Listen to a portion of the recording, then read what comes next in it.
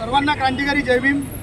आज भीम ब्रिगेड महाराष्ट्र संघटनेच्या वतीने आदरणीय जिल्हाधिकारी साहेबांना निवेदन देण्यात आले। त्याचे स्वरूप या प्रकारे आहे की नागपूर दीक्षाभूमीवर डॉक्टर बाबासाहेब आंबेडकर यांनी लाखो अनुयायांना दीक्षा दिली होती। त्यामुळे ते आमचं प्रेरणास्थान आहे, ते आमचं ऊर्जास्थान आहे।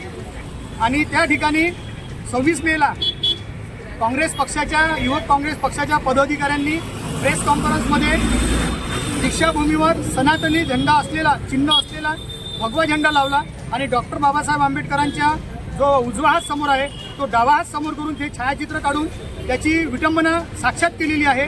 आणि त्याचे महाराष्ट्र राज्याचे महसूल मंत्री व पालकमंत्री बावनकुळे साहेब आहे, त्यांना आम्ही घेरावा टाकू आणि त्यांनाही सुद्धा निवेदन देऊ अशी आमची भीम ब्रिगेडची मागणी आहे। आणि यांच्यावर अजय शिकारा, शिवराज मोरे आणि नवज्योत सिद्धू यांच्यावर ॲट्रॉसिटी ॲक्ट गुन्हे दाखल झाले पाहिजे।